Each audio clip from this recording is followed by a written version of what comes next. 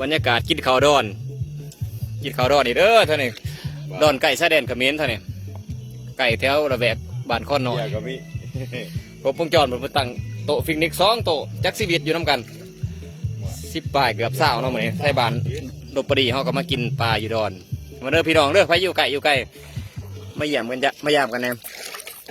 โอ้ยกินปลาสดๆแต่ฝากกับบัวไหลมันสิบสดมากินอยู่ผิวมันจังสด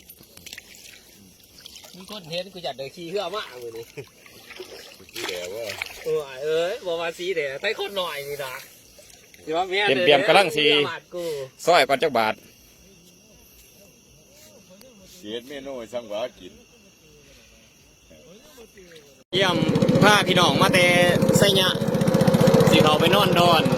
แถวเขตตุปดีข้อนหน่อยสีผ้าเป็นไปสัมผัสบรรยากาศแถวดอนนอนอยู่ดอนนอนกินปลาอยู่ดอนเนาะมาพักผ่อนส่งปีใหม่สกลมาทีมงานนำกันทั้งหมด10 ป่ายคนเยี่ยมไปกินปลา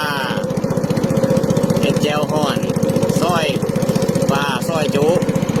ไปนอนสัมผัสบรรยากาศทางดอนทางเหนือเป็นบ่เคยมาเป็นครั้งแรกของเพิ่นที่ได้มาหอดคำบ่เนาะสามารถกับเพื่อนเขาจะเห็นบรรยากาศที่มันแก่งกว่านี้เพื่อนเสาจังคอยจับภาพใหม่ตอนมาตอนกลางคืนเห็นแต่ซ้ำแบตโทรศัพท์ถ่ายได้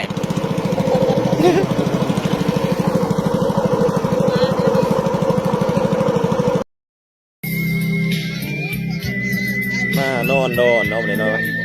เมื่อคืนนี้มาทำลายบ่เห็นบรรยากาศตอนขี่เรือมาวันนี้มาถ่ายเอาบรรยากาศยามเสาร์นอนดอนตัวนี้ต่างจากดอนเมื่อก่อน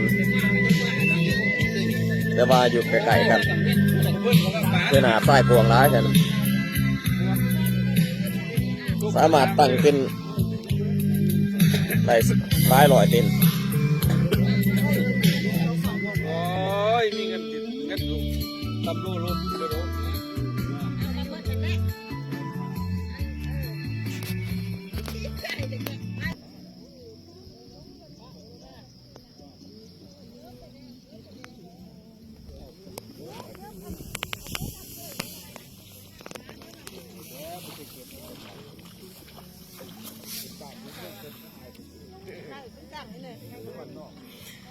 สิพากันไปดินเขมรบ่หันว่า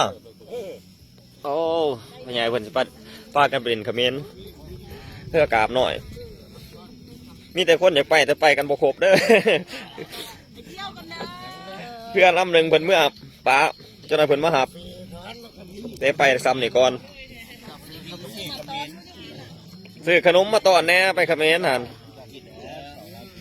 ซื้อขนมมาตอนแน่ยับลงถ่ายเนี่ยเด้อยับลงถ่ายเนี่ยยับลงถ่ายในหัวมันถึงเงิน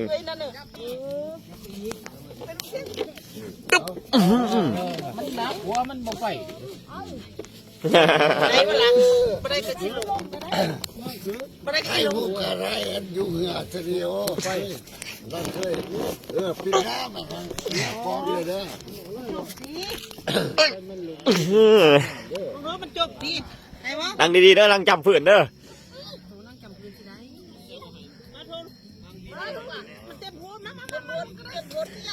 นั่งขันจะนั่งขัน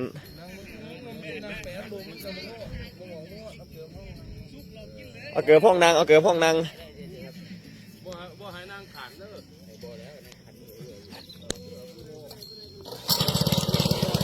อนะมันสิติ้งเพิ่นนางนั่นน่ะฮะลูกเสี่ยงกัน